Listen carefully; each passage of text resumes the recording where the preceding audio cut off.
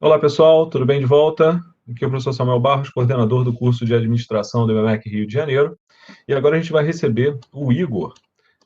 O Igor ele é head da parte de plataforma de vídeo digital da Globo.com. Ele atualmente lidera toda a parte de estrutura, estratégia, arquitetura, roadmap, engenharia e operação da plataforma de vídeos da Globo. Além disso, ele é ex-aluno meu. Isso é muito bom, sempre reencontrar ex-alunos. E nos últimos anos, ele coordenou toda a parte de transmissão digital de grandes eventos da Globo, como, por exemplo, Olimpíadas, Copa do Mundo e etc., além de garantir toda a estrutura de fundação da parte de vídeo digital para o Globopay. Então, Igor, eu passo a turma para você. Divirta-se e divirtam-se, pessoal. Até daqui a pouco. Igor, a turma é sua. Beleza, pessoal, bom dia.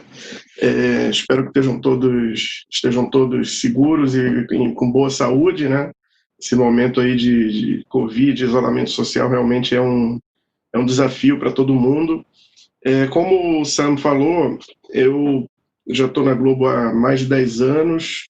Eu cuido dessa área de vídeo digital há cerca de 7 anos e já vi praticamente de tudo, né? A gente tem sempre uma conexão forte com o que passa na TV, né? Com os campeonatos de futebol, os Big Brothers, as Copas do Mundo, Olimpíadas, e eu já passei por algumas delas nessa minha jornada aqui na Globo, né?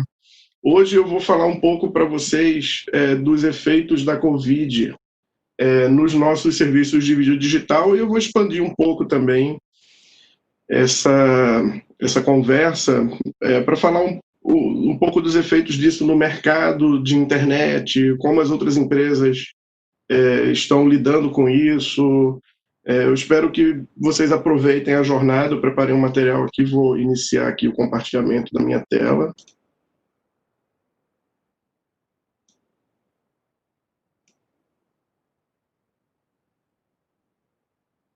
E vou iniciar a apresentação aqui.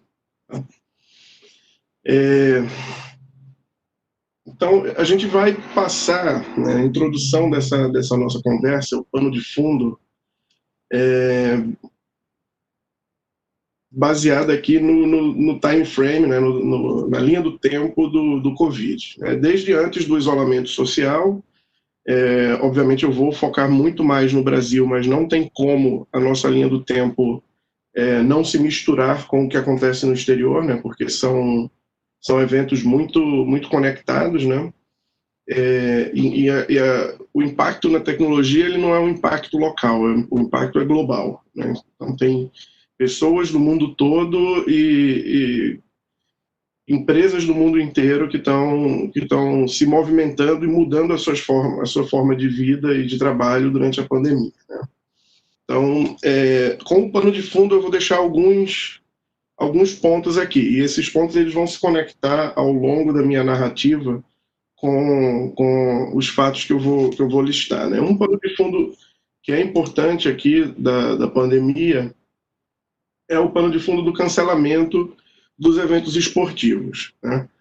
E as consequências disso no streaming e no ambiente online. Então, esporte, futebol, e nos Estados Unidos o futebol americano, NBA, enfim, eventos esportivos sempre são uma grande fonte de demanda de audiência, né? Então, eles sempre elevam as audiências digitais para novos patamares.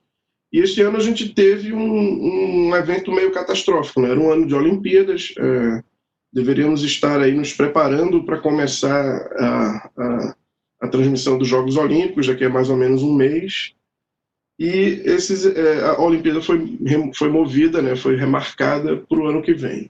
Fora isso, a gente teve cancelamento de campeonatos, postergação de campeonatos.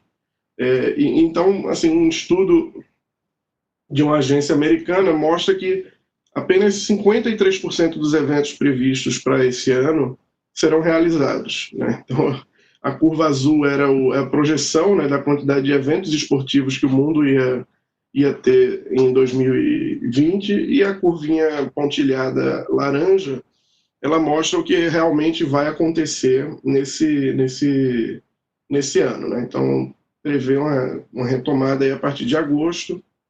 A gente vai começar a ter mais eventos esportivos na agenda, né? Um outro item aqui de pano de fundo que eu acho bem importante também colocar é a forma de consumo, né, de vídeo na internet, né? Desculpa, de vídeo não, a forma de consumo de internet, né?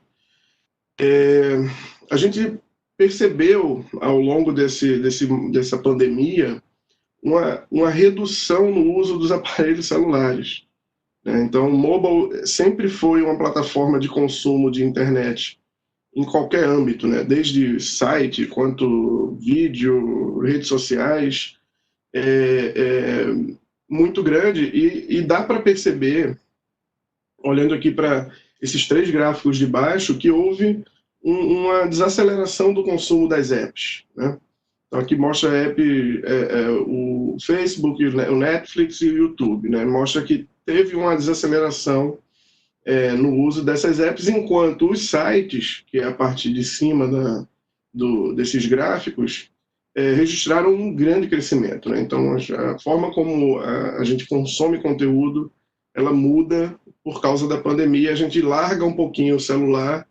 Acho que o celular ele vira muito ali uma ferramenta para comunicação, né? Você fica muito mais no WhatsApp, muito mais no Telegram, e muito menos em redes sociais, muito menos em sites de notícia. Você termina usando mais o computador, né? E a gente também percebe um crescimento no consumo de TVs, né? A TV ela teve crescimento de audiência como nunca vistos antes, por causa da pandemia, justamente o efeito das pessoas ficarem mais em casa, né? Talvez por a gente não ter mais o tempo de locomoção, né? A gente gastava muito tempo ali no trânsito, pelo menos eu, em média, ali 1 hora e meia por dia de trânsito. Agora eu gasto 0, o que é uma maravilha, mas, por outro lado, tem o lado negativo também, da gente ficar o dia inteiro no home office, né? Mas eu acho que isso também afetou um pouco essa mudança nesses hábitos de consumo, né? Uma outra informação importante aqui de pano de fundo, que eu acho legal deixar aqui na mesa, é o fechamento dos teatros, cinemas e atividades culturais, né? Isso terminou levando as pessoas ao streaming, né? Entretenimento em casa começou a ser a norma a partir do momento que você não tinha mais nenhuma outra opção. Você não pode ir para show, você não pode mais ir para um bar, e ver um filme no cinema. E o streaming ele se tornou de todas as formas, né? Não só no formato de você sentar, escolher o que você quer assistir ali no Netflix ou no Globoplay e assistir, mas também o advento das lives, né? Que eu vou falar um pouquinho mais para frente desse movimento aí dos live streamings, né? E aí eu vou começar aqui na nossa linha do tempo falando um pouco do cenário pré-Covid, né? Então, antes da gente embarcar aqui no cenário pré-Covid, eu queria deixar o conceito aqui de prime time para vocês, né? O prime time, o horário nobre, é o período de tempo onde se percebe o maior pico de audiência, né? Normalmente entre 20 e 23 horas. Normalmente, nessas faixas de horário, as emissoras de rádio e TV exibem seus programas mais relevantes e os serviços de streaming registram as maiores audiências, né? Então, é muito conectado ao ciclo do dia a dia das pessoas, né? As pessoas saem de casa, fazem atividades, chegam à noite, elas jantam e querem um pouquinho de sossego, querem sentar um pouco ali na frente da televisão ou do tablet, fazer um pouquinho de fotossíntese, assistindo qualquer que seja o conteúdo que elas estejam acompanhando, né? Esse prime time, ele historicamente foi deslocado, né? Tanto que a Globo, inclusive, mudou o horário da novela, né? A novela das 9 não é mais às 9. Desculpa, a novela das 8 não é mais às 8. Isso acontece porque o prime time ele foi deslocado. Antes o prime time era das 19 às 22. A gente começava mais cedo, ia para a cama mais cedo, mas mais ou menos ali dos anos 2000, 2005 para cá, esse prime time foi deslocado para 1 hora mais tarde, foi o que levou, inclusive, essa mudança aí da faixa de horário da novela da Globo, né? E aí eu vou começar a mostrar alguns gráficos, que esses gráficos eles não vão ter números, mas o importante aqui é observar a curva, tá, gente? Se não tem números por razões óbvias, assim, são dados confidenciais, são dados internos da nossa monitoração de audiência da Globo, e, portanto, eu não posso abrir esses dados, nem os números, mas a curva ela já é suficientemente rica para a gente fazer as nossas avaliações, né? Vou trazer aqui para vocês um gráfico de dezembro do ano passado, né? Eu sempre vou mostrar gráficos de sábados, tá? O dia, a data certinha vai estar sempre especificada aí no slide. Esse gráfico é o gráfico de audiência simultânea, né? Ou seja, pessoas ao mesmo tempo assistindo o conteúdo nas propriedades da Globo, né? Seja G1, seja GE, G-Show, Globoplay, Globosat Play, qualquer que seja o consumo de vídeo, essa é a curva que a gente observava no dia 14 de dezembro. Então, aqui no eixo de baixo, a gente tem a hora do dia, né, de meia-noite às 23, e a linha aqui vai denotar a quantidade de usuários simultâneos assistindo o conteúdo da Globo, né? Em dezembro, no dia 14 de dezembro, a gente observava o comportamento que a gente diz que é o comportamento normal, né? A gente via um prime time iniciando ali às 20 e terminando às 23, e o crescimento médio, né, entre a hora pré-prime time e a hora do prime time era de 25%. Então a gente tinha um aumento ali na audiência na ordem de 1/4, né, quando começava o prime time às 20 horas. Existe um fato aqui que esse gráfico vai mostrar, mas e que eu acho que é bem importante compartilhar com vocês, é que dezembro ele é um mês tipicamente fraco em audiência, porque as pessoas estão engajadas em atividades familiares, elas estão preocupadas em comprar o presente de Natal, elas têm as confraternizações intermináveis da firma, dos melhores amigos, da escola, da faculdade, enfim, do condomínio. Então as pessoas, elas tipicamente estão fora de casa e fazendo outras coisas que não assistindo conteúdo. Isso não é só na Globo, isso é um comportamento que é observado em qualquer tipo de serviço, inclusive reflete nas audiências de cabo, nas audiências de TV aberta também, tá? Então, é só um fato interessante, porque vocês vão ver a proporção dos gráficos para frente, né? Ainda num cenário pré-Covid,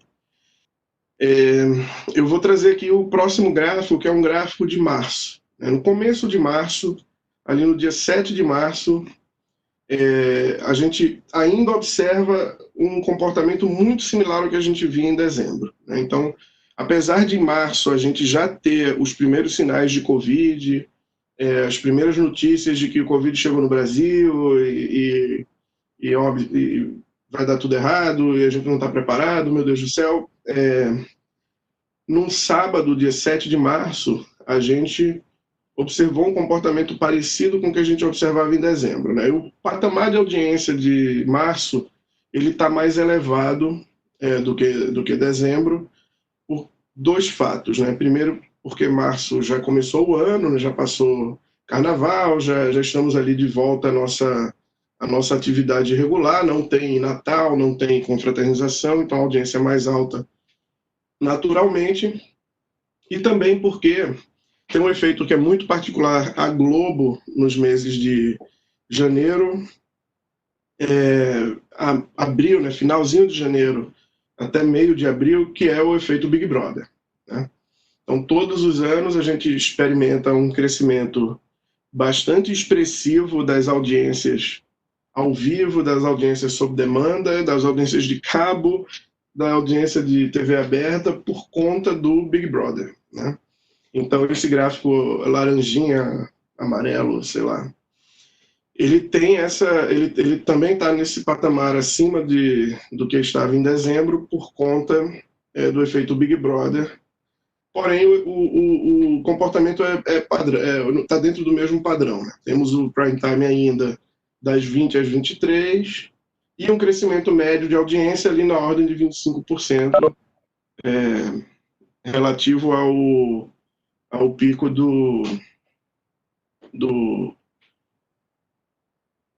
ao pico pré-prime time, né? Eu escutei um bip, vocês continuam me ouvindo aí, né? Alguém, se tiver algum problema, vocês, por favor, me alertem, tá? Seguindo aqui um pouco, falando agora durante o Covid, né? Quais foram os acontecimentos e os fatos que a gente observou durante a pandemia. Então, começando aqui a nossa linha do tempo, em 13 de março, foi quando o Ministério da Saúde, pela primeira vez, regulamentou os critérios de isolamento e quarentena, e algumas cidades já começaram a adotar medidas de distanciamento social, limitação de locomoção, etc. No dia 17 de março, a gente teve o primeiro óbito, infelizmente, né, por Covid no Brasil, e o Rio de Janeiro, o estado do Rio de Janeiro e a cidade iniciaram o distanciamento social. Nesse mesmo dia, 17 de março, a Globo determinou o work from home, trabalho de home office, para parte da sua força de trabalho, né? Então, a gente não começou full 100% com todo mundo em home office.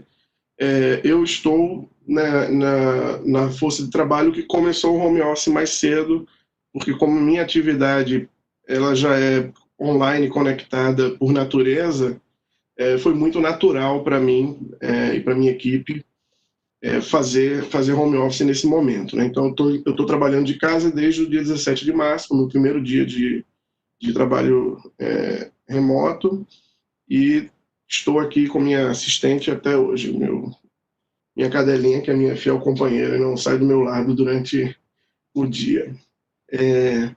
No dia 20 de março, né, as empresas de telecom e a Anatel já começavam a perceber os primeiros efeitos do isolamento social, do distanciamento social, né? Então, no dia 20 de março, o setor de telecom firmou um compromisso para manter o Brasil conectado, né? Então, todas as grandes operadoras, TIM, Vivo, Claro, Oi, Sercontel, Algar, todas as grandes operadoras e empresas de telecomunicações do Brasil, elas assinaram esse compromisso público junto à Anatel de tomar medidas, quaisquer que sejam essas medidas, né, para garantir a conectividade do Brasil, para garantir que o Brasil permanece um país conectado durante a quarentena, né? Também, nesse dia 20 de março, foi um dia que mais e mais empresas começaram a determinar trabalho remoto, né? Inclusive a Globo, por volta dessa data, ela determinou home office para 15 mil funcionários, que é praticamente toda a força de trabalho dela, né? No dia 17, a primeira parcela ali da força de trabalho da Globo foi colocada em home office, era mais ou menos uns 2 mil funcionários. No dia 20 de março, 15 mil funcionários entraram nesse regime de home office. Obviamente, a organização teve pouquíssimo tempo para se planejar e para se preparar para isso, né? 20 de março é uma sexta-feira, tá, pessoal? E aí, qual foi o efeito disso? E na falta de um adjetivo melhor, o efeito acapachante que o isolamento social trouxe para os serviços digitais e serviços de streaming da Globo, né? O próximo slide aqui mostra um pouco esse efeito, né? Dia 21 de março foi o primeiro sábado do distanciamento social. A gente teve um fenômeno bastante raro de se ver, que foi a antecipação do prime time, né? O prime time, ele normalmente, de 20 às 23, nesse dia, 21 de março, ele começou às 13 horas. E assim, obviamente, eu não trabalho os sábados, mas eu tenho equipe 24/7 que acompanha, e sempre nos chats aqui do WhatsApp, né? O pessoal estava assim, super preocupado, né? Falando, cara, o que é que está acontecendo? Ainda é 1 hora da tarde e assim, a audiência está num patamar que no sábado, 2 sábados anteriores, ali no dia 7 de março, né? Estava muito abaixo. A gente teve um crescimento na ordem de 300% no pico do prime time, né? E assim, o crescimento foi muito agressivo e muito repentino. E nesse mesmo dia, né, nesse sábado, assim, a pressão na infraestrutura de internet do país, ela se tornou muito evidente, né? Estava até comentando com o Samuel um pouco antes de eu entrar aqui na palestra que, assim, nesse dia eu recebi ligação de operadora de telefonia, cara gritando do outro lado, pelo amor de Deus, me ajuda que vai cair tudo, faz alguma coisa, me ajuda, pelo amor de Deus. Porque as redes e a infraestrutura de telecomunicações do Brasil não é preparada para um surto de audiência, de tráfego dessa ordem, né, tão agressiva. E aí, assim, só para abrir um parênteses rápido aqui, antes da gente continuar, né, a internet, ela é uma rede de redes, né? Então, as empresas de telecomunicação, elas têm as suas próprias infraestruturas, né? Então, a NET, por exemplo, ela leva o cabo até a casa do assinante, e esse cabo ele termina caindo numa infraestrutura de concentração de acesso, que chama normalmente de NOC, Network Operating Center. Obviamente, a rede da NET ela precisa ser interligada com a rede da Vivo, ela precisa ser interligada com a rede da Embratel, com a rede da Algar. As redes elas são todas interconectadas, e é isso que forma a internet. E esses pontos de interconexão, onde a gente tem a concentração da interconexão das redes das operadoras, a gente chama de ponto de troca de tráfego. Essa estrutura, no Brasil, ela é mantida. Existem 33 pontos de troca de tráfego no Brasil. São lugares físicos, né? Onde existem servidores e roteadores e ar-condicionado, energia elétrica. Normalmente quem cuida dessas infraestruturas de troca de tráfego são empresas privadas, algumas empresas públicas também mantêm, e quem faz a gestão é o Comitê Gestor de Internet do Brasil, né? Então existe um organismo, uma autarquia federal, né, que faz a gestão da internet no Brasil, que é quem faz a delegação dos domínios.com.br, e esse organismo ele organiza esse jogo da interconexão das redes, né? Então, nesse dia, a gente percebeu um crescimento muito agressivo. A gente monitorou durante todo o dia a nossa infraestrutura, a infraestrutura dos pontos de troca de tráfego. Essa infraestrutura de troca de tráfego, por ela ser pública, há transparência no volume de informações que é trafegado. Então, são gráficos que são públicos, vocês podem procurar na internet depois, ponto de troca de tráfego Brasil, você vai encontrar os gráficos por localidade, você vai conseguir ver de todas as 33 localidades o gráfico que é gerado de troca de tráfego, e eu vou mostrar alguns desses gráficos aqui também. E aí, na madrugada desse sábado, assim, foi uma madrugada bem animada para minha equipe, né? Então, a gente, depois de receber o feedback dos operadores de telefonia, esse prime time é bem importante frisar, né? Ele não acabou às 11 da noite nesse dia, ele acabou 1 da manhã do domingo. Então, ele foi um prime time super estendido, né? E assim, a gente fez algumas reuniões na madrugada desse sábado para discutir qual que era a nossa estratégia. E a gente levantou a bandeira, junto com as operadoras que tinham entrado em contato com a gente, de que a gente precisava tomar medidas de limitação similares às que foram adotadas na Europa, né? Então, assim, estamos falando aqui em março, né? Em fevereiro, a Europa já estava muito afetada pelo Covid e já tinham sido divulgados, né, medidas para garantir estabilidade na internet na Europa. Então a gente falou, cara, se a gente não tem como esperar aqui no Brasil, a gente precisa tomar medidas similares e no domingo, no Fantástico, saiu essa matéria daqui. Nos últimos dias, o consumo de toda a internet brasileira disparou com o recolhimento das famílias em casa e a Globo está agindo para reduzir a pressão sobre os equipamentos das operadoras e sobre os chamados pontos de troca de tráfego. O objetivo é evitar um colapso na infraestrutura digital do país no momento em que os serviços de internet são uma importante fonte de informação e entretenimento para a população. Assim, o Globoplay e os produtos digitais da Globo estão promovendo um ajuste na distribuição dos seus conteúdos em vídeo para evitar a sobrecarga da internet brasileira. Com esse ajuste, as resoluções mais altas, como 4K e Full HD, vão deixar de ser disponibilizadas temporariamente. A qualidade vai continuar muito boa e muitos nem vão notar a diferença. Mas a economia em dados em um capítulo de 1 hora de novela será de aproximadamente 52%. A medida vale também para os produtos G1, Globoesporte.com, G-Show e Globosat Play. A Globo espera que esse movimento seja acompanhado por outros provedores de serviços digitais, especialmente os de streaming. A medida vai durar apenas o tempo necessário até que a rotina dos brasileiros volte ao normal.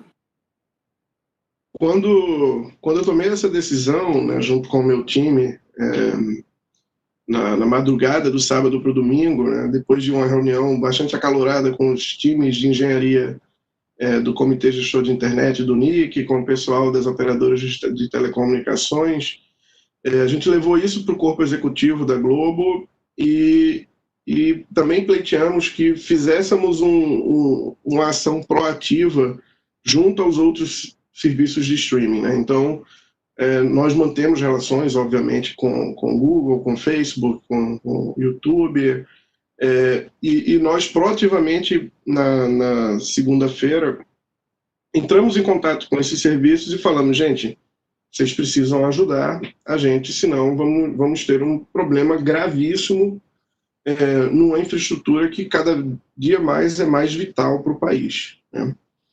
E foi muito legal ver a gente deu início a esse movimento, né? E na própria segunda-feira o Facebook tomou a decisão de fazer redução na qualidade de vídeo na América Latina, né? Então, esse mesmo dia também teve um encontro de um comitê de riscos, que é um comitê permanente lá do NIC-BR, né, do Comitê Gestor de Internet, mas esse comitê ele é um fórum muito reservado a operadores de telecom, né, e nesse dia a Globo, o Netflix, o YouTube, o Facebook foram empresas que participaram dessa conversa também, porque nós somos grandes geradores de tráfego, né? As operadoras de telecom, elas não têm conteúdo para distribuir, né? Elas entregam o meio físico, elas entregam a interconexão. Quem efetivamente tem tem o conteúdo para entregar para o usuário final somos nós, né? A rede social, os grandes serviços de streaming, né? E na terça-feira, no dia 24, YouTube e Netflix também confirmaram as mesmas medidas, né? Então, na terça, no dia 24 de março, a gente teve digamos assim, a conjuntura dos astros conspirou para que esse movimento fosse consolidado aqui na internet brasileira, né? E essas medidas, gente, assim, não são medidas de autopreservação, muito pelo contrário, tá? São medidas muito mais focadas em garantir a continuidade dos serviços, né? Porque assim, evita congestionamentos. A internet, como eu falei, ela é uma rede pública, uma rede compartilhada. Então, se eu gero muito tráfego, o usuário eventualmente não vai conseguir acessar o WhatsApp, ou não vai conseguir abrir um site de notícia. Então, é super importante a gente tomar essas medidas, essas empresas todas se juntarem para isso, porque são medidas de democratização da informação, no final das contas, né? A gente está garantindo o meio, há uma redução na qualidade, as pessoas que têm olhos treinados, como eu, por exemplo, que trabalho com vídeo, com streaming, com TV há mais de 10 anos, eu percebo a diferença no olho, mas quem não tem o olho muito treinado não vai nem notar a diferença de qualidade, né? E aí eu vou até trazer um material interessante aqui, que é para explicar um pouco melhor o que é a danada da redução da qualidade, né? A imagem, ela é traduzida, quando a gente prepara a imagem para ser transmitida pela internet, em uma unidade chamada pixel, tá? E o pixel ele é a unidade mínima de informação da imagem. Basicamente é um ponto colorido. E, obviamente, essas imagens aqui, elas têm milhares de pontos coloridos, milhões de pontos coloridos. Só para dar uma noção, a resolução 4K, que é a grande vedete do momento, todo mundo compra TV 4K, todo mundo quer celular 4K. Numa imagem 4K existem 8 milhões de pixels, né? Numa imagem Full HD, que é a geração anterior de qualidade, a gente tem 2 milhões de pixels. Então o 4K ele tem 4 vezes mais pixels do que o Full HD, né? E o 720p, que é a geração anterior ainda do Full HD, tem só 900 mil pixels, né? Então, assim, você vê uma redução. Se você tem um conteúdo que é 1080p, que é o Full HD, né, e você reduz ele para 720p, você tem uma resolução 50% menor, né? Você sai de 2 milhões para 900 mil, e por consequência, a quantidade de bits que você precisa para transmitir aquelas imagens é 50% menor também. E o mesmo vale aqui para o 4K. Se você tira um conteúdo 4K e coloca um 720p no lugar dele, você está reduzindo em 88% a demanda por banda, né? Então, o Tadeu Schmidt falou na reportagem 52%, tem alguns overheads que tem que entrar na conta também, mas em média esse o ganho que existe quando se faz uma limitação de qualidade. Mas e o efeito disso prático, né? Vamos observar um pouco o efeito prático disso na infraestrutura pública de troca de tráfego, né? Esse é um gráfico público, tá? Agregado ano a ano, então ele está puxando aí de junho de 2019 até maio. Peguei esse gráfico ontem lá no site do Comitê Gestor. E eu queria destacar um crescimento acentuado aqui no final de março, né? Eu vou ver se eu consigo colocar o meu mouse aqui para... Aqui, no final de março, né, esse pico aqui de acesso, isso foi justamente ali naquela primeira semana do isolamento. E vocês também podem perceber uma redução imediata aqui no começo de abril. A redução imediata é o reflexo justamente dessas medidas que foram tomadas pelas empresas de telefonia, de streaming, né? Então a gente teve um enorme crescimento aqui, chegamos a patamares nunca observados e tivemos uma leve queda. Continuamos num patamar muito mais alto de audiência se você comparar com pré-Covid, né? Se você comparar aqui com fevereiro, janeiro, a gente estava num patamar aqui muito mais baixo. E a gente voltou, apesar de ter caído, a gente voltou para um patamar mais alto do que a gente estava antes, né? Isso se deve, obviamente, ao ganho de audiência devido à quarentena, né? As pessoas efetivamente estão mais tempo em casa. Esse aqui é só uma visão com um zoom um pouco maior desse gráfico. Então, eu achei esse gráfico assim super super interessante, eu queria trazer aqui para vocês. A gente observou um comportamento bem parecido nos nossos gráficos de consumo de infraestrutura da Globo, né? E aqui, passando um pouco mais do efeito local aqui, falando um pouco do efeito global disso, né? E aí eu vou abrir um parênteses agora para falar de cloud computing, né? E uma coisa que aconteceu ali no final de março também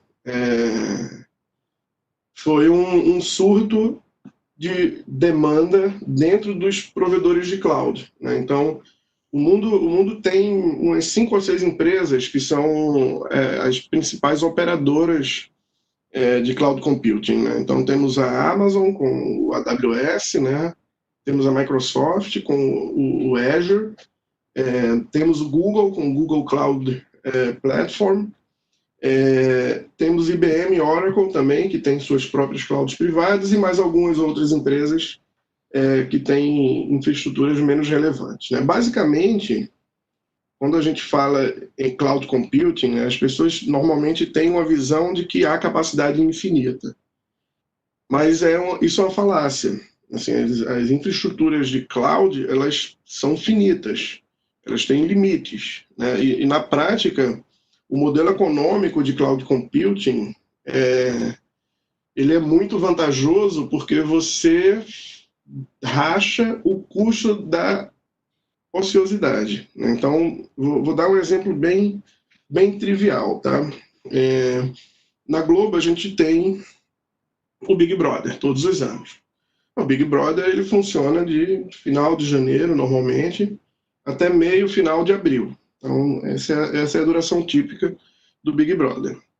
Todo o equipamento que é usado para produzir o Big Brother, ele obviamente, ele é remanejado ao longo do ano e tal, mas tem uma porção daquele equipamento que ele fica ali sentado o resto do ano esperando o próximo Big Brother. Isso é verdade na infraestrutura de produção de TV. A casa do Big Brother ela não é usada para nada ao longo do ano. Então, é um espaço físico que fica ocioso e isso tudo gera um custo. Não é diferente numa infraestrutura de cloud computing, né? Você tem um data center, então, sei lá, vamos colocar em termos leigos uma sala com um bando de computador dentro. Esses computadores eles foram comprados, eles têm uma taxa de depreciação e eles precisam ser trocados, né? Então, assim, ao longo do passar do tempo, esses computadores vão se tornando obsoletos, do mesmo jeito que quando a gente compra um laptop, depois de uns 3, 4, 5 anos, a gente sente necessidade de trocar, porque já não roda mais o Windows, a versão do Office nova já não funciona, o computador já fica muito lento, então é natural essa obsolescência em equipamentos. E esse custo o custo da ociosidade ele é muito decisivo nessa equação, né? Então, se eu tenho um serviço que exige demanda alguma sazonalidade, né? A demanda é sazonal, né? Então, vamos falar Big Brother, os campeonatos de futebol. Não tem campeonato de futebol o ano inteiro. Tem momentos do ano que eu tenho mais jogos, tem momentos do ano que eu tenho menos jogos, então eu preciso de uma infraestrutura que, obviamente, ela precisa ser otimizada para atender o pico na demanda. Então, eu preciso conseguir entregar, quando tiver, sei lá, 1 milhão de pessoas para assistir, eu preciso entregar para 1 milhão de pessoas. Só que nas condições normais de temperatura e pressão, eu não tenho 1 milhão de pessoas, eu tenho 200 mil pessoas. Obviamente, esses números que eu estou dando aqui são números apenas ilustrativos, tá, pessoal? Então, eu tenho um delta de 800 mil pessoas, né, que eu preciso ter capacidade para atender, mas que elas não estão aqui assistindo isso agora, né? Isso é verdade para qualquer tipo de serviço de internet, tá? Então, tem momentos que tem mais gente no Facebook, tem momentos que tem mais gente no Instagram, tem momentos que tem menos gente, mas no Instagram e no Facebook eles precisam manter infraestrutura para atender o pico, senão quando todo mundo entrar, ninguém consegue assistir nada, ninguém consegue ver nada, ninguém consegue usar nada, né? Então, uma infraestrutura de cloud, na prática, o que ela faz é rachar a conta da ociosidade, né? Você fala assim, eu vou colocar aqui um bando de computador e eu vou compartilhar, esses computadores vão ser alugados por tempo de uso. E assim, no valor do aluguel, eu cubro o custo da ociosidade. E para que o modelo economicamente seja escalável e seja sustentável, pressupõe-se que a capacidade é finita, né? Senão o custo é infinito e aí você não tem um modelo que se sustenta. Então, todos os data centers de todas as empresas que fazem provimento de serviço em nuvem têm limites, né? Obviamente, os limites normalmente são grandes, existe uma capacidade ociosa enorme nesses lugares, mas, no final das contas, existe um limite, né? E a Microsoft foi a primeira empresa, no dia 29 de março, a jogar a toalha e falar, gente, olha só, ou a gente cria aqui umas regrinhas de convivência dentro da infraestrutura do Azure, ou não vai dar para todo mundo. Minha capacidade, assim, eles observaram um crescimento na ordem de 775% de demanda, né, nos serviços do Azure, da noite para o dia, foi literalmente assim, da noite para o dia, e eles precisaram criar essas regrinhas de convivência para garantir que todo mundo vai ter o seu computador para alugar, né? Senão, chega um cenário de exaustão de recursos da cloud e o negócio fica bem feio para todo mundo que está usando soluções de cloud, né? E aí, obviamente, isso se tornou uma realidade também para a Amazon, se tornou uma realidade também para o Google. Todo mundo teve que fazer em escalas diferentes aí e tomar medidas para garantir a continuidade dos serviços seus serviços na nuvem, né? Enquanto isso tudo aqui estava acontecendo, a gente fazendo esse movimento para reduzir, limitar um pouco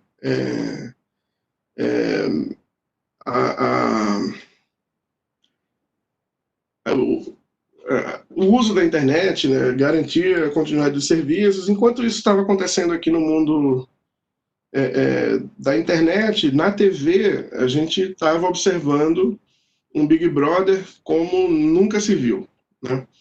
Então, no dia 31 de março, a gente teve o 10º paredão do Big Brother 20, e foi um paredão onde a gente registrou 1.532.944.337 votos, né?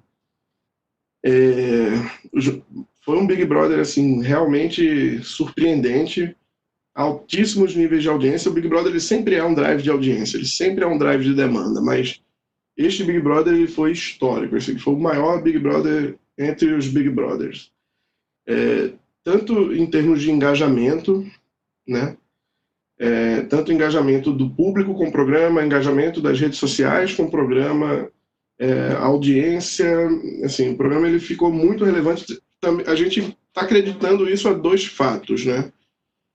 Primeiro fato de ser um novo formato, né? Então o programa, apesar de ser o formato ainda ali de reality show, com eliminado toda semana, etc., a gente trouxe 2 tribos diferentes, né? Teve a tribo das celebridades e a tribo dos anônimos. E a gente também vê um efeito potencializador muito grande do isolamento social, né?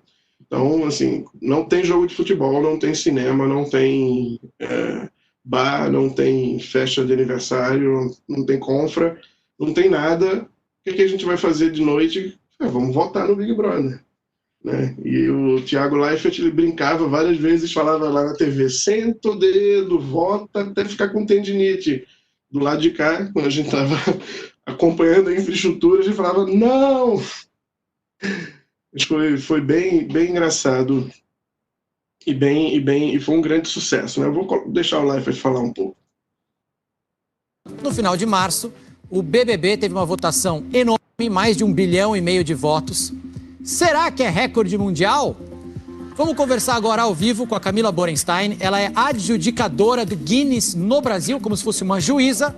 E ela tem um recado pra gente. Boa noite, Camila. Boa noite, Thiago Leifert e Big Brother Brasil 20. É um prazer estar aqui hoje em nome do Guinness World Records para fazer o anúncio do certificado oficial do recorde que vocês adquiriram.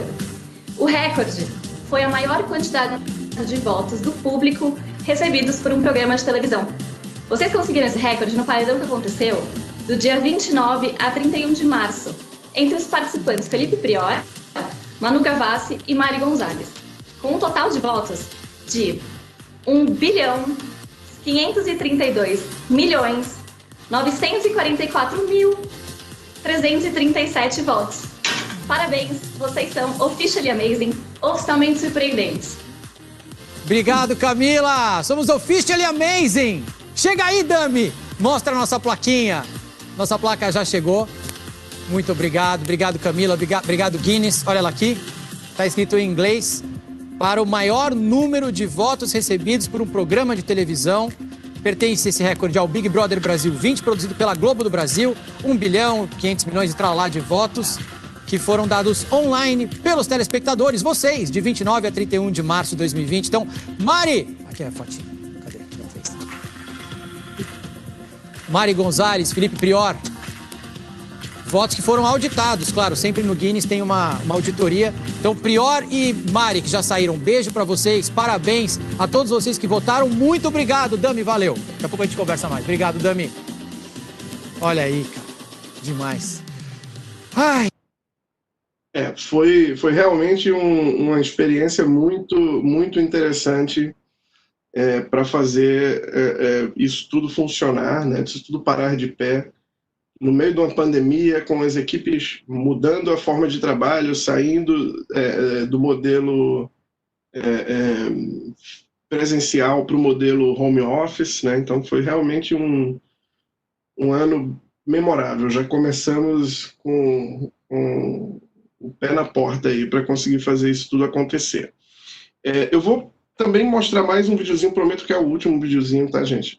Que fala um pouco de como a gente consegue sustentar essa carga de votos. A gente tem na Globo, a gente tem uma necessidade muito grande de infraestrutura, né? Uma demanda muito contínua por infraestrutura, muito por causa dos vídeos que a gente entrega do Globoplay, dos eventos esportivos também, e por isso a gente tem a nossa própria cloud privada. A gente usa também as clouds públicas, a gente tem presença na Amazon, no Google, etc., mas a gente tem nossa própria infraestrutura e a nossa cloud privada aqui no Rio de Janeiro e em São Paulo também. Tá? Então, eu vou mostrar um pouquinho o insight dessa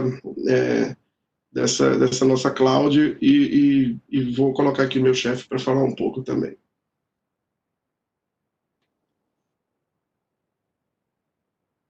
Babu foi eliminado com 57% dos votos, um número que é calculado longe da casa do BBB, numa central onde todas as votações do programa são computadas.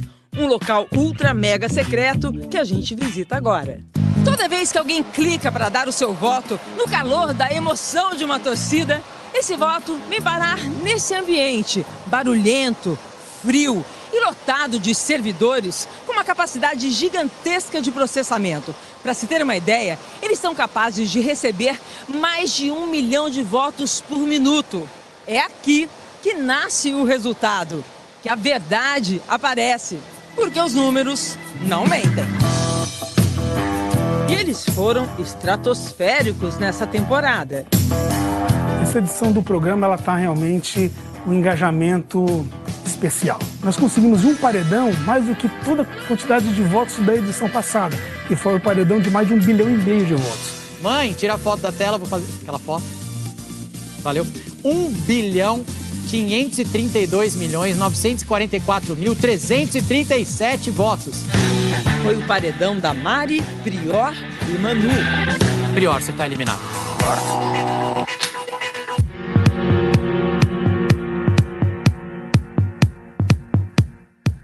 Vai encarar? Fácil. O paredão que, mais uma vez, empoderou as minas que denunciaram as atitudes machistas dentro da casa. O conflito dos meninos com a gente fez a gente se unir. Mas o que as meninas foi fazer lá? Eu queria dar pro Lucas. Só não queria comer, né? Tava sem fome. Eu voto no Prior por uma questão de sororidade. O que é isso? Depois você aprende lá fora. Ah, tá. Você vai sair com vergonha das atitudes que você tá tendo aqui dentro. Essa porque é a sua você é um macho. Lucas, você tá eliminado.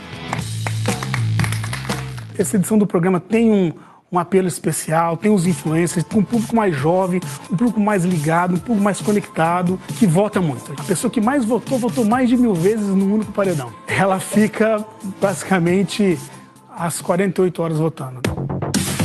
Esta edição é marcada também pelas celebridades que criaram uma disputa à parte nas redes sociais. E quanto mais o tempo passa, mais os computadores do Data Center, o centro de processamento de dados da Globo, trabalham. A gente está preparado, né, do ponto de vista de segurança, para cuidar do voto. Antes do resultado final chegar até o público, todo o sistema de votação passa por um monitoramento nesta sala aqui, para garantir, entre outras coisas, a segurança e também o armazenamento de alguns dados do público votante. Eu descobri, por exemplo, de onde veio o primeiro voto do paredão de ontem. Quer saber? Veio de Niterói. Um homem de 52 anos que vota desde 2018 no BBB. Um perfil diferente das pessoas que têm votado nesta edição. Nessa edição do programa, 67% dos votos são de mulheres, mais da metade são de jovens até 24 anos, bem distribuído, né, no Brasil inteiro, com uma concentração em São Paulo e Rio de Janeiro. Né? Então, assim, e as pessoas...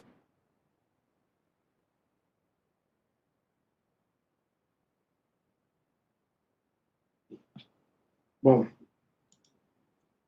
acho que esse vídeo ele dá para mostrar, ele mostra que o programa realmente teve um nível de engajamento absurdo e ele dá um pouquinho de insight dentro da nossa infraestrutura, dentro do nosso data center, né? Eu até pensei, né, que o cara falou que o primeiro voto desse último paredão saiu de Niterói. Pensei que talvez tenha sido o Samuel, né? Mas ele mora em Niterói, mas acho que não, né? Ele não tem 52 anos ainda. Mas a gente notou realmente níveis de engajamento muito, muito bizarros, né? E aí, olhando um pouco mais para frente na nossa linha do tempo, né? Só lembrando, o programa acabou ali em meados de abril, 20 e tantos de abril, né? No dia 12 de abril, que é mais um sábado, que eu acho que é relevante trazer aqui para o nosso exercício, para a nossa linha do tempo, a gente continuava observando um comportamento bastante acentuado de audiência, né, de audiência simultânea, e também a manutenção do prime time antecipado, né? A gente olhava que a partir de mais ou menos ali 10 horas da manhã, olhando para a linha azul nesse gráfico, a audiência começava a subir. Assim, a partir das 18 ela ganhava um outro cenário ali de crescimento. E a gente chegou a patamares ali 400% mais altos de audiência do que o que a gente estava comparando ali com dezembro de 2019, né? Então, isso tudo tem um efeito acumulado do isolamento social, do distanciamento social, do Big Brother também. O Big Brother, no dia 12, estava pleno vapor, né? Ainda não tinha acabado. Dia 12 de abril, só um lembrete, foi um sábado também. E como eu tinha comentado antes, assim, sábado normalmente são dias mornos, né, no programa. Quem está acostumado, quem acompanha o Big Brother, sabe que sábado é o dia de festa. Não tem eliminação, não tem formação de paredão, e assim, mesmo assim a gente observava picos ali bastante relevantes na nossa audiência, né? Alguém tinha colocado no YouTube uma pergunta, né, de como é que o pico do prime time se confirmou nos outros dias, nos dias que não são sábados, né? O comportamento ele praticamente virou linear, tá? Assim, eu coloquei sábado porque eu tive que escolher um dia para seguir, mas o comportamento ao longo dos dias da semana, ele praticamente está igual, né? A gente sempre observa finais de semana como momentos ali de pico de audiência, que as pessoas estão em casa, né?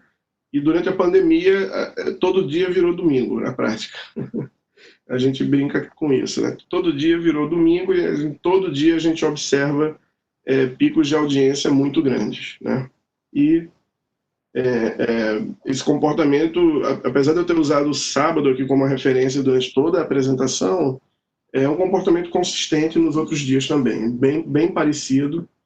E eu vou mostrar um pouco mais algumas linhas desse gráfico aí também. Eu vou construir um pouco mais essa visão do prime time. A gente ainda tem algum tempo aqui de apresentação, vou reservar um tempinho no final para perguntas também.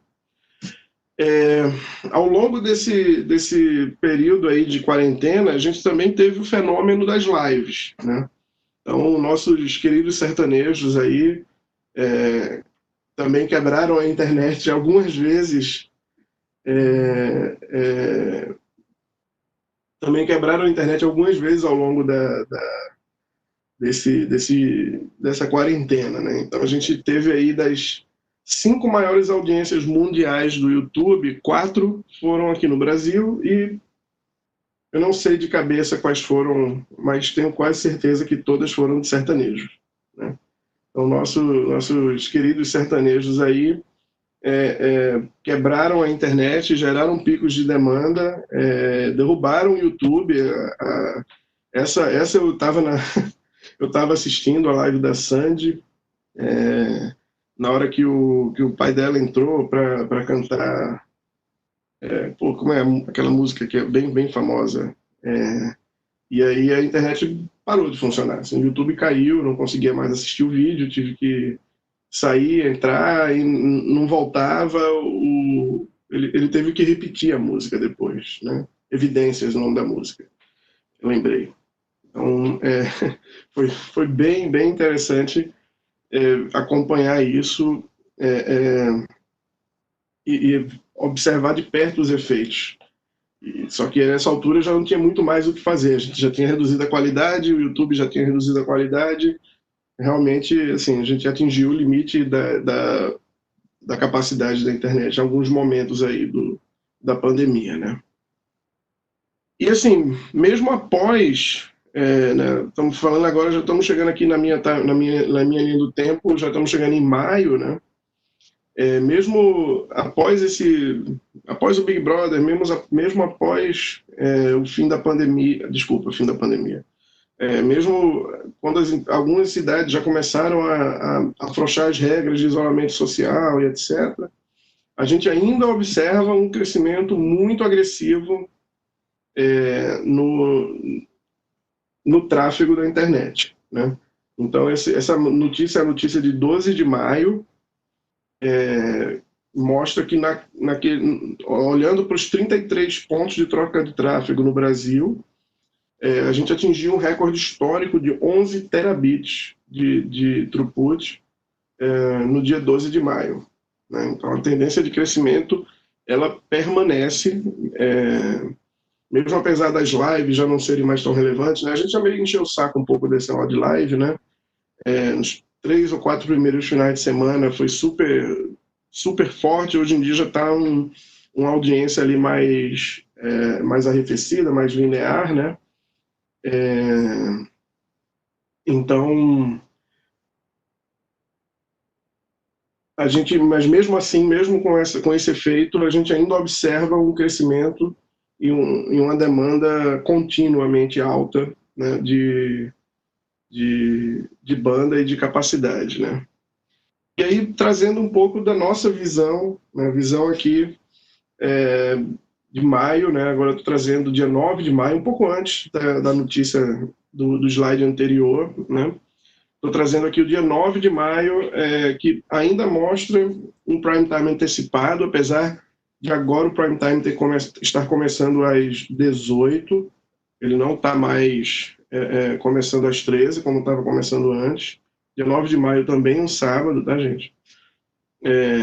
Às 18 horas a gente observa ali um pico no início da nossa curva de crescimento do prime time, que também continua indo até 1 hora da manhã. As pessoas estão indo dormir mais tarde nessa época de quarentena.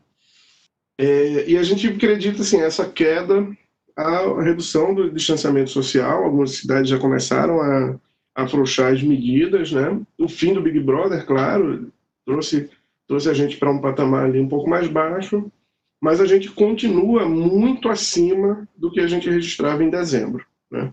Se você comparar a curva preta, que é a curva baseline, a primeira que a gente está mostrando, com essa curva roxinha do dia 9 de maio, você vai ver que a gente ainda está numa ordem de grandeza aí de quase 3 vezes mais, né? Um pouco menos do que 3 vezes mais, né?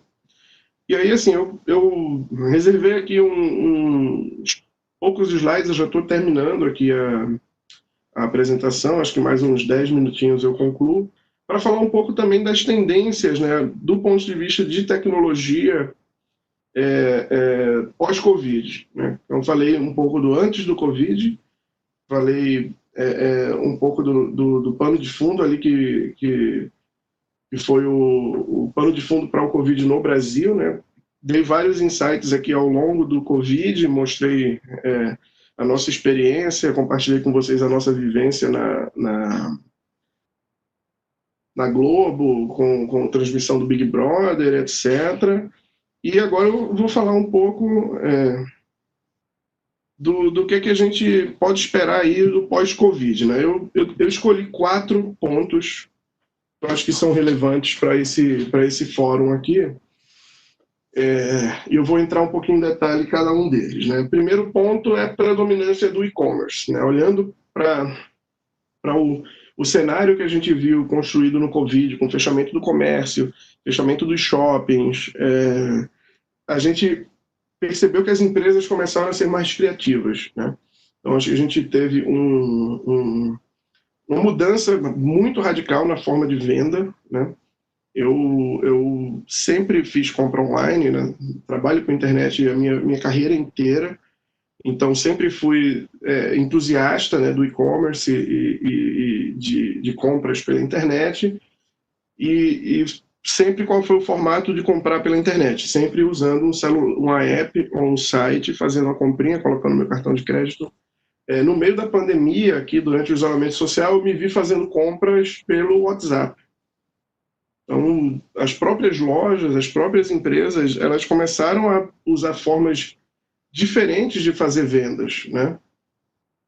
Os vendedores mandando WhatsApp, falando, você quer comprar um sapato, quer comprar uma camisa, tentando estabelecer um novo canal ali de venda, uma nova forma de oferecer o produto e de fazer a venda. Novos meios de pagamento, assim, qualquer pessoa que assistiu alguma live, ou até o próprio Big Brother, ela foi exposta às carteiras virtuais, né? Então, PicPay, It e mais uma porção de outras carteiras, Mercado Pago, todo mundo lançou a sua carteira virtual, e AME da Americanas, né? Com pagamento com QR Code, né? QR Code que é um negócio velho para dedéu, mas que parece que por conta da pandemia virou uma tendência aqui também, né?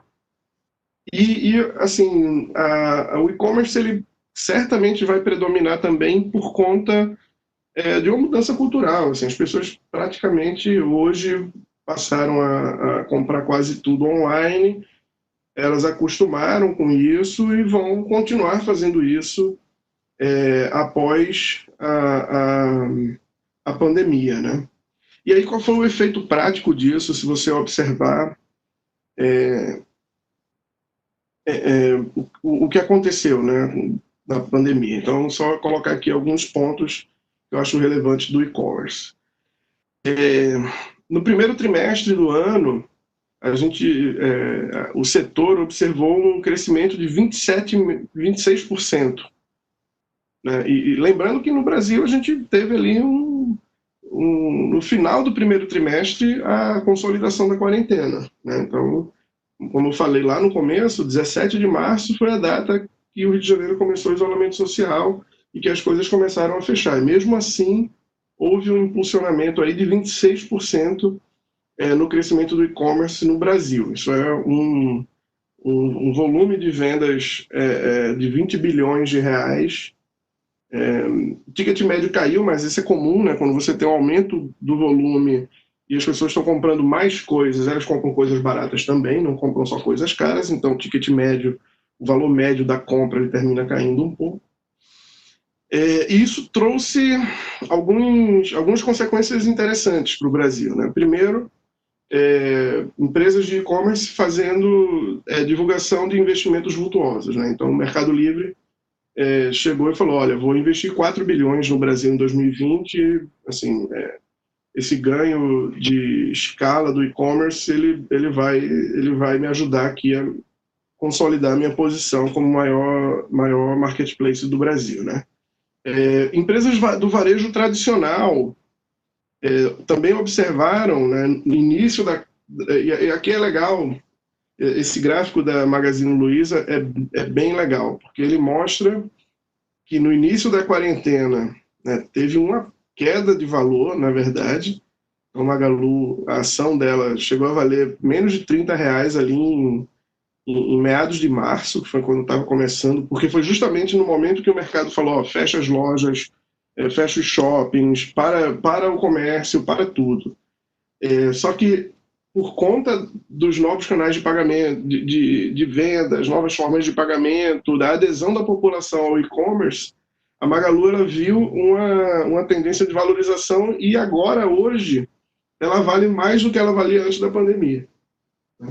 Então, foi um efeito também interessante relacionado à pandemia e está super conectado com tecnologia, né? E mais um insight, agora um insight internacional. A Amazon, ela publicou os resultados do primeiro trimestre dela, 75 bilhões de dólares de faturamento. AWS, que são serviços de cloud computing, cresceram 33%, que é esperado, né? Porque todo mundo correu para a nuvem, todo mundo correu para o home office, todo mundo correu para fazer videoconferência, para fazer live, para fazer... Então, obviamente, houve um surto de demanda, né? Nos serviços de cloud, né? Subscriptions cresceram, né? Que são as assinaturas do produto de vídeo deles, do Prime Video e do Amazon Prime, de delivery também. Então, isso aqui está super conectado com toda a minha narrativa, né? Cloud computing, e-commerce, parte de vídeo pela internet. Então, assim, também experimentou um crescimento aí de quase 30%, 28%. Então, foi um crescimento muito, muito, muito acentuado da Amazon, né? Aqui, voltando para o índice, né? Falar um pouco agora da consolidação, a gente falou agora do e-commerce, a gente vai falar um pouco da consolidação do streaming, tá? Consolidação do streaming, eu coloquei aqui 3 fatos, né? Primeiro, novos hábitos de consumo, que são as pessoas mais acostumadas a pegarem o seu entretenimento, pegarem seu tempo de lazer e usarem online na internet. Também tem um crescimento de assinaturas relevante na equação do streaming e o lançamento de grandes blockbusters, porque durante a pandemia não tem cinema, não tem como você lançar um filme, e aí o mercado para, assim, você precisa fazer dinheiro com os conteúdos que você investiu. Então, o lançamento de blockbusters também é uma característica que a gente viu aqui no movimento de consolidação do streaming, né? Eu vou colocar alguns pontos interessantes aqui, né? Então, crescimento de assinaturas, né? Disney Plus nos Estados Unidos, Netflix, o Globoplay também teve um grande crescimento, mas esse número, como a Globo não é uma empresa pública, esse número não é público, eu não posso divulgar, mas a gente também atingiu um crescimento muito grande aí de assinaturas, tá? E um fato interessante relacionado ao streaming, que a Academia do Oscar, ela declarou que, cara, filmes que passaram só no streaming também podem ganhar Oscar, né? Não só filmes que estão no cinema, não só, assim, então, O streaming, ele efetivamente foi colocado no circuito da mídia digital, né? Um outro aspecto interessante aqui é o e-learning, né? A adoção em escala de e-learning. O Samuel estava me comentando comigo que eles tiveram aí no começo da pandemia uma semana para estruturar todas as aulas e todo o currículo do IBMEC num formato de e-learning, né? E isso terminou trazendo melhores ferramentas para e-learning, né? A menor resistência das pessoas também, existe um grau de resistência natural ao e-learning, e eu acho que é uma mudança cultural também, e a adaptação das próprias instituições, né? As instituições hoje elas são muito otimizadas para trabalho e para aprendizado presencial, né? E a pandemia meio que obrigou, de uma forma meio abrupta, a todo mundo correr para o e-learning, né? E aí também alguns fatos aqui do e-learning, né? O Covid ele impactou 87% dos alunos do mundo, né? Impacto global aí de suspensão de aula, fechamento de escola, redução de carga horária, né? E, obviamente, todo mundo correu, não só as instituições de ensino superior, mas também as escolas, as instituições de ensino básico, ensino médio, e as empresas também começaram a apostar de forma muito mais abrangente no e-learning, né? E estou quase acabando aqui para a gente abrir para perguntas. O último ponto que eu queria comentar é um pouco sobre a nova dinâmica para home office também, né? A gente tem até uma piadinha, né, que eu já vi circulando em grupos de WhatsApp, que é assim, quem impulsionou a transformação digital na sua empresa? O CTO, a equipe ágil, o especialista em transformação digital ou o Covid, né? E sempre marca o Covid. É bem interessante, porque realmente foi isso que aconteceu, né? Foi uma transformação digital forçada. De repente, para a Globo, por exemplo, você sair de 0 funcionários trabalhando em home office para toda a sua força de trabalho trabalhando em home office. Isso realmente foi um movimento muito, muito abrupto e muito antinatural para várias corporações, né? E aí, assim, as notícias que a gente vê e os impactos que a gente não prevê logo de cara, né? Eu vou dar um exemplo legal de um impacto aqui. Essa matéria do New York Times é super interessante, que ela fala que depois da crise do Covid e como o trabalho remoto virou uma norma, a Manhattan vai se deparar com uma crise imobiliária bizarra, assim. Ele falou, cara, o Goldman Sachs, que é um banco, né, ele é o maior inquilino de Manhattan, tem mais de 1 quilômetro quadrado de office space em Manhattan, né, de espaço de escritório em Manhattan. E o Goldman Sachs já falou que vai jogar, vai autorizar que a força de trabalho quase toda trabalhe em home office. E fazer o quê com 1 quilômetro quadrado de escritório, né? Alguém que está alugando e ganhando uma grana, né, no aluguel desses escritórios vai ter problema, né? E depois do coronavírus, né, a própria FGV aí trouxe uma informação relevante para a gente aqui no Brasil, que o home office ele vai crescer 30% no Brasil depois do coronavírus. Então, são efeitos que vão se tornar perenes após a quarentena, né? Então, esse era o material que eu tinha trazido aqui, que eu tinha planejado para mostrar para vocês, fazendo essa linha do tempo. Espero que vocês tenham aproveitado. Acho que o Sam vai entrar para a gente responder algumas perguntas, não é isso? Oi, Igor. Tudo Oi, bom? Oi, Paulo. Tudo bem? Tudo bem. Parabéns pela apresentação, foi realmente excelente a palestra. A gente estava aqui comentando, principalmente pela relação que você conseguiu fazer entre o tema que a gente tinha visto antes com o Léo e agora falando sobre toda essa infraestrutura que está por trás, né? A importância disso foi assim uma aula juntando tecnologia e negócio. Temos, então, muitas perguntas por conta disso. Eu vou começar vou juntar aqui algumas para melhorar, para a gente conseguir responder tudo no tempo, tá? Duas perguntas, uma da Eda e uma da Tailane, que elas falam, uma complementa a outra.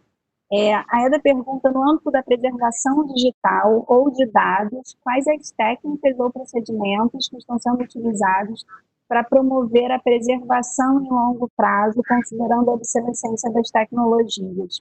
E aí, uma complementação a essa pergunta qual é o maior desafio na gestão de dados para a empresa? Qual o desafio? E aí vamos pensar também qual solução que a gente pode dar. Legal. Acho essa pergunta super relevante, né? A gente tem nos produtos digitais da Globo, e aí são alguns números que não estão na apresentação, mas estão na minha cabeça, que fazem parte aqui do meu dia a dia, mecanismos de persistência de dados que alimentam a nossa máquina de Big Data, né? A Globo ela tem uma infraestrutura de Big Data que opera para gerar recomendação de conteúdo, para a gente fazer anúncios personalizados para os nossos usuários, e a gente captura, em média, 7 bilhões de eventos por dia. Né? Isso são eventos de navegação, eventos de interesse de conteúdo.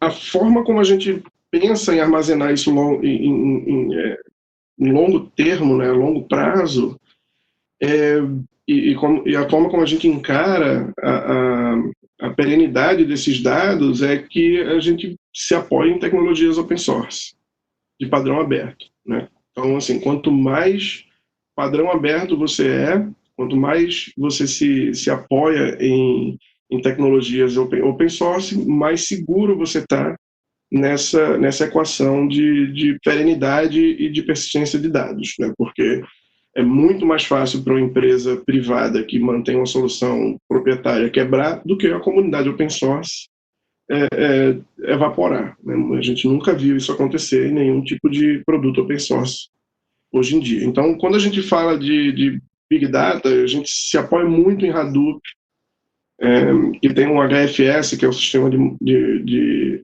arquivos do Hadoop, né? E a gente vê que essa é uma comunidade que está evoluindo e que vai continuar evoluindo, e a gente tem segurança de que esses dados eles vão continuar relevantes e continuar disponíveis aí no futuro.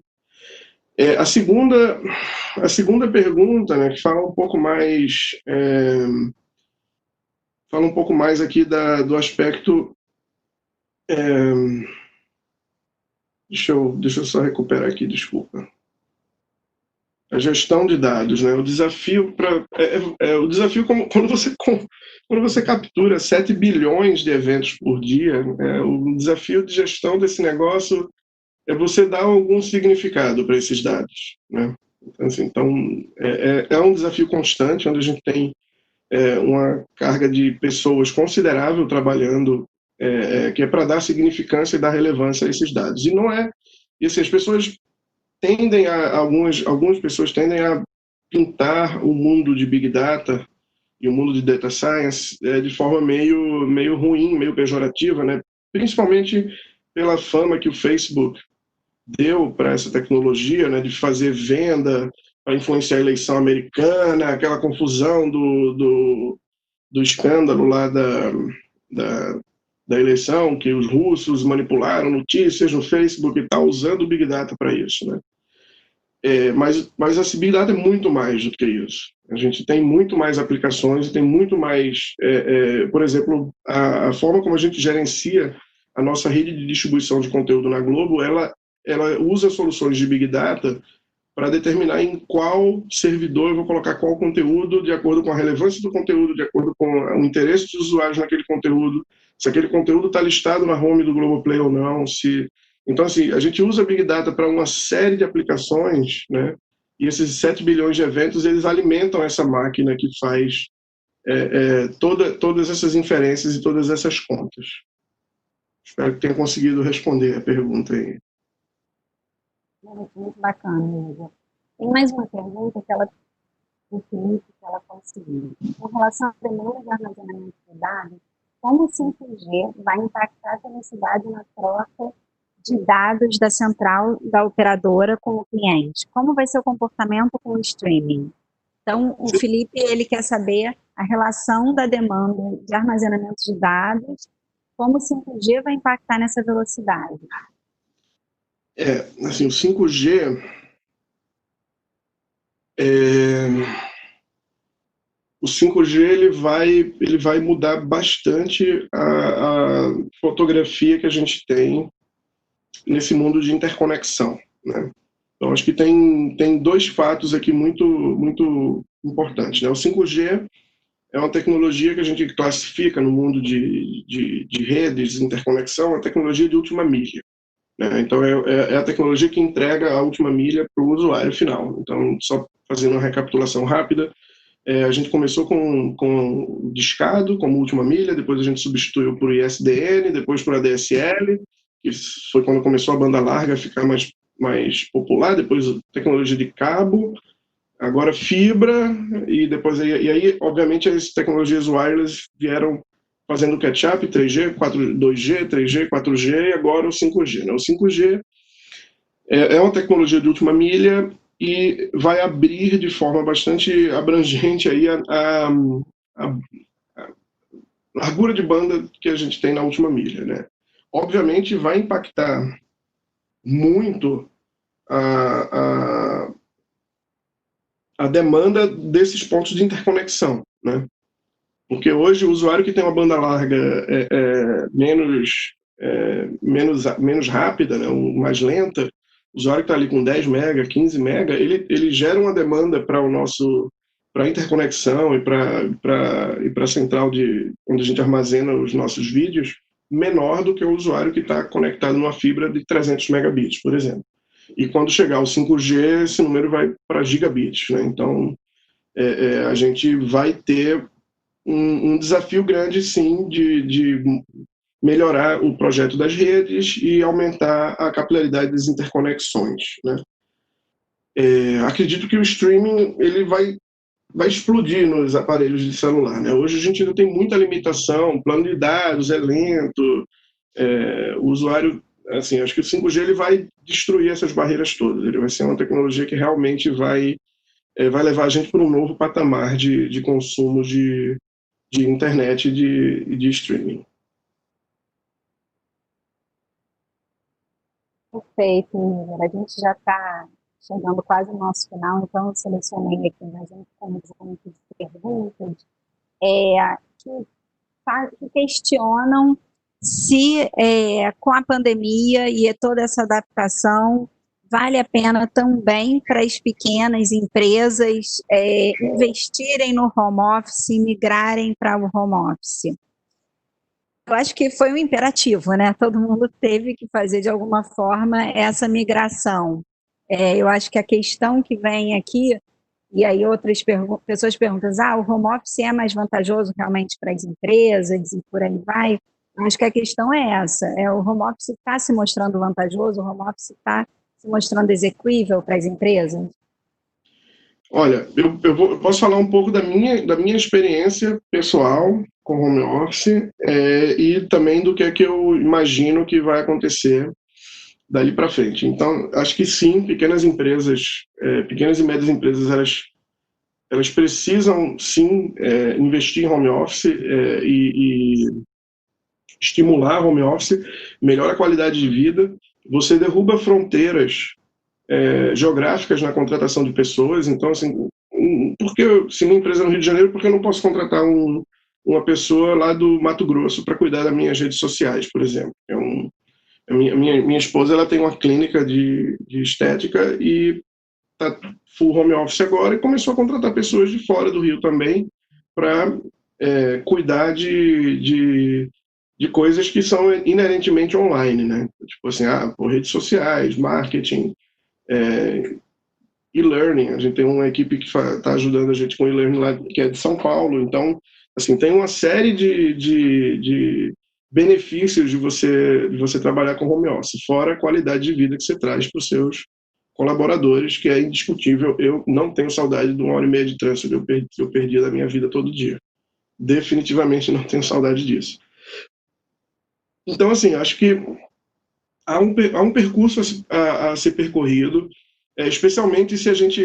Uma das coisas que, aí, falando um pouco da minha experiência, né, na Globo, uma das coisas que eu comento é, cara, eu tenho uma impressão de que a gente está funcionando super bem com o home office.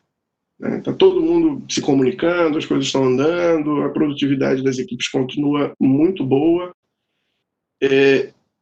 A volta para o presencial me preocupa um pouco, porque agora está todo mundo home office, 100%, não tem ninguém no escritório, o escritório foi fechado. Quando a gente voltar e tiver, sei lá, metade do time presencial e a outra metade em home office, a gente vai precisar mudar muito a nossa forma de se relacionar para garantir que a gente não vai deixar as pessoas que estão trabalhando em home office isoladas, né? Então, uma coisa que eu tenho discutido com a diretoria é a gente tem que ter, por exemplo, videoconferência e recursos de telepresença espalhados por todo o escritório. Não é mais só na sala de reunião. Eu preciso, na área de descompressão, ter uma teleconferência no meio de onde os times sentam para trabalhar, tem uma teleconferência, porque isso, assim, a empresa ela vai ter... Alguém comentou, eu vi aqui no chat, que o custo do home office reduz o home office reduz o custo para a empresa. Eu acho que não reduz, ele muda o custo. Porque a empresa ela vai deixar de pagar, beleza, a cadeira, a mesa, o escritório, a energia elétrica, mas ela vai ter que gastar com videoconferência, e não dá para usar as soluções gratuitas, ela vai ter que comprar uma videoconferência que é paga. Então, assim, eu acho que mudam os custos, né? A equação ela não é tão... Assim, eu acredito que no final vai ter uma economia sim, porque real estate é super caro, né? Mas no final vai haver uma troca de custos, não uma eliminação de custos, na minha visão.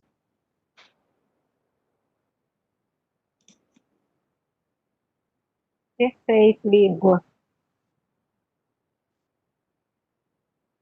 Perfeito. Sim, chegamos aqui no nosso final. Agradeço muito, foi excelente. Algumas perguntas ficaram por ser respondidas, mas a gente já encaminhou para você também. Quero agradecer a todos que nos acompanharam aqui. A gente teve uma manhã super intensa, começamos falando da aceleração da digitalização, né, no comportamento das empresas, no comportamento do consumidor, os impactos disso, depois fomos para a infraestrutura, com vários exemplos que o Igor deu aqui para a gente do dia a dia, e fechamos com perspectivas. Então, foi uma manhã super rica. Obrigada a todo mundo que nos acompanhou. À tarde a gente volta. O nosso simpósio vai até às 8 da noite, então ainda temos muita coisa pela frente. 1h30 a gente volta com a palestra Aplicação de Inteligência Artificial para Negócios, com o Álvaro Barros, que é Head de Inteligência Artificial da Nakit. E super interessante, acho que é um tema que a gente tem muita coisa para discutir. Muitas empresas, a gente fala, né, que Big Data, Big Knowledge, por aí vai, mas muitas empresas ainda estavam na planilha do Excel, né, e tiveram que avançar 2 anos em poucos dias. Então é isso, pessoal, obrigada, ficamos por aqui hoje. Boa tarde, obrigada, Igor, obrigada a todos que nos assistiram. Obrigado, pessoal, boa tarde, tchau, tchau.